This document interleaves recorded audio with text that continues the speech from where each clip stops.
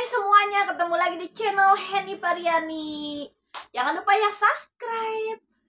Sekarang aku mau bahas tentang hutang bank gede. Bank gede itu banyak ya, kalau kita telat bayar ada dendanya. Denda keterlambatan, denda bunga keterlambatan. Pokoknya denda itu ada dua macam. Jadi denda keterlambatan sama denda bunga bank gitu kalau nggak salah. Jadi ini pengalaman aku juga ya, aku pernah minjem bank sampai ratusan juta. Kalau dilihat dari kasat mata, sebelum aku lanjut jangan lupa subscribe. Henny Pariani, subscribe dulu biar aku lanjut. Subscribe ya biar dapat notifikasi dari apa-apa yang aku tampilkan di sini. Oke teman-teman, kita lanjut.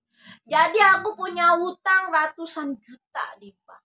Sampai kalau dilihat dari kasat mata aku nih nggak mampu. Apalagi kena dampak dari COVID. Waktu itu kita COVID ya, COVID benar-benar parah, menjatuhkan semua perekonomian dunia. Jangankan ekonomi pribadi kita, dunia aja runtuh. Ekonomi dunia kacau. Apalagi ekonomi saya. Tambah lagi saya sakit selama 2 bulan. Usaha terbengkalai, modal habis buat berobat. Tambah lagi kita dikejar-kejar sama Satpol PP, dilarang buka di atas jam 9. Sedangkan toko aku itu stand buka jam 2 siang, tutup jam 12 malam. Tiba-tiba jam 8, jam 9 udah diobrak-abrik sama Satpol, tutup. Kita sampai berantem, Bang, kalau memang warung kita usaha suruh tutup, bilang dong sama pemerintah. Bang, setoran bang tutup juga. Kalau kita buka terpaksa karena kita punya setoran bang. Kalau pengen ditutup bilang sama pemerintah, tutup juga setoran bang. Diam dianya. Tapi tetap tuh dia ngejogrok di situ. Akhirnya kita tutup, kita buka lagi, nongol lagi dia tuh Satpol.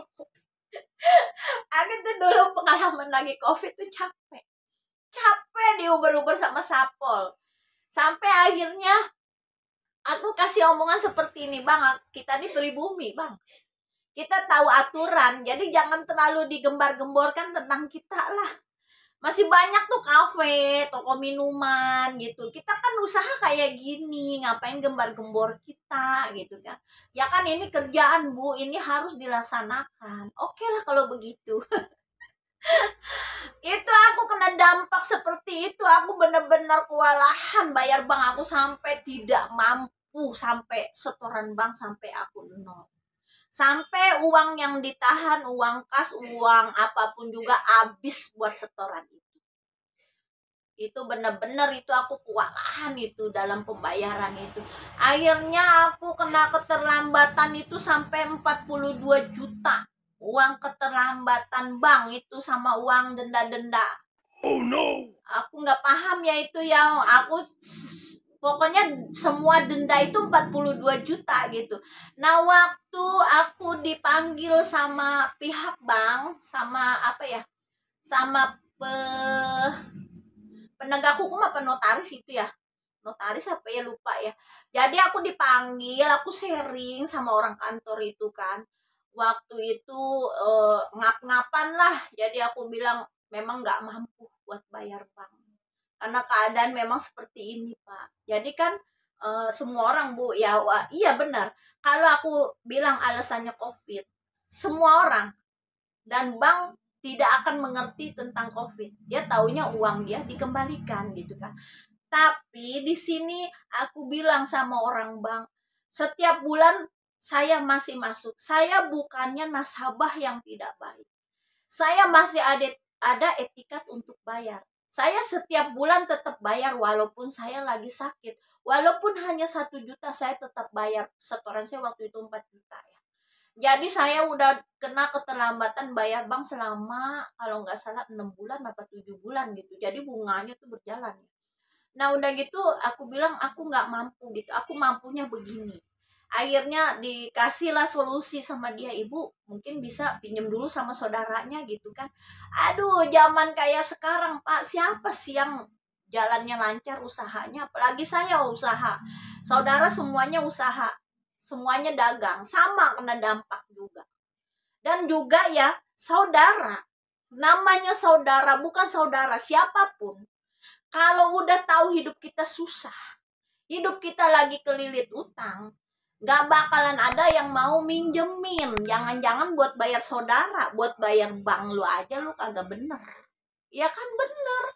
Wajar saudara tidak ngasih pinjaman sama kita. Tetangga gak ngasih pinjam sama kita, wajar, karena kita aja udah sulit kayak gini. Nambah-nambah beban gitu kan. Ya akhirnya aku pikir, ya udahlah, saya mau bayar, ditawarin relaksasi, nambah berat. Yang tadinya utangnya tinggal 70 juta lagi, kita relaksasi malah jadi 100 lebih. Diringankan bayarannya, ditinggiin bunganya. Terus kita ditawarin lagi sistem cara gini, nambah berat lagi. Saya bilang begini sama dia, sama bagian ini, bagian konseling. Saya bilang begini, jangankan orang waras seperti saya, Pak, orang gila aja pengen waras, apalagi saya yang jelas-jelas waras, sudah jelas nggak bakalan nerima keputusan ini. Dia marah kan karena dia udah ngajuin ke atas biar saya dapat keringanan setoran. Tapi di setoran kita diringankan, tapi utang kita yang 70 juta itu malah jadi 100 lebih. Sama aja kita pinjaman awal, kita minjem duit 70 juta. Dibungain seperti itu kan sama aja bunuh diri itu namanya. Kok relaksasi kayak gini namanya meringankan tapi nyekek. Jadi aku nggak terima waktu itu. Nah jadi solusinya aku seperti ini, aku bayar semampunya aku gitu kan. Nah waktu itu akhirnya saya tetap berusaha untuk bayar gitu kan. Akhirnya di saat bank itu tinggal 5 lagi, aku udah tahu nih bunga gede banget. Aku ambil bank 5 kali bayar lagi nih. Jadi nih aku harus cepat lunasin. Jadi aku waktu itu langsung ambil uang koperasi yang ada di lapangan. Hari Senin, Selasa, Rabu, Kamis aku ambil semuanya 4 kali setoran. Nah udah gitu aku dipanggil lagi. Aku coba share, Pak, bagaimana caranya aku bisa melunasi hutang ini tanpa aku membayar denda keterlambatan? Karena aku kan kena dari dampak COVID. Oh bisa Bu, caranya seperti ini gitu kan. Nah caranya seperti ini, Ibu mampunya dari denda 42 juta itu Ibu mampunya berapa gitu kan. Saya mampunya cuma 200.000 doang untuk bayar bunganya. Oke, kalau memang seperti ini, solusinya seperti ini, diajarkan kepada saya seperti itu. Kenapa saya nggak bisa nerangin? Karena ini privasi ya. Jadi kalau memang denda keterlambatan tidak mampu bayar, kalian lebih baik sharing sama notaris bank tersebut.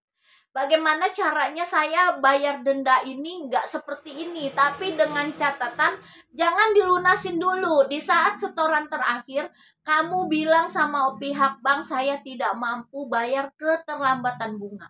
Karena yang namanya bunga atau ribanya dari bank itu tidak diwajibkan. Jadi kalau memang kita tidak mau bayar bunga yang memberatkan, tapi bunganya saya bayar ya. Bunganya saya bayar 100%, ini denda keterlambatan sama bunga bla bla nggak tahu apalah. Jadi waktu itu saya bilang saya tidak mampu.